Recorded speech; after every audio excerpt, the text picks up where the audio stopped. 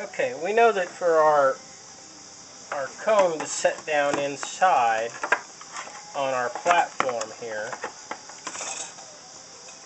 the way it needs to, we have to create a rabbet.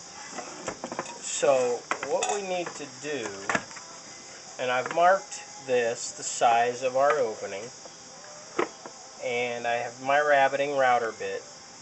I know that I need to allow for the distance between my bearing and where this is going to be the edge of my box.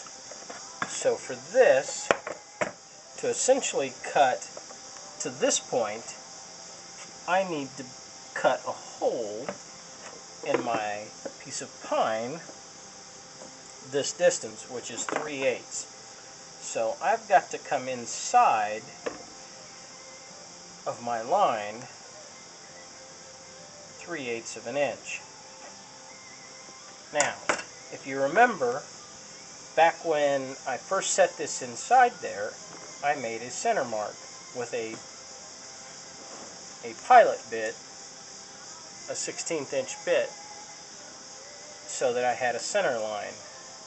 So I've come in 3/8 of an inch. Now I just need to take and mark that distance, and then with a compass I can draw a radius out and then go over to my scroll saw and cut the center of that out, set my router up, and then with a plunge router I can take and create a lipped shoulder for my cone to set on with this piece of wood and this rabbet bit.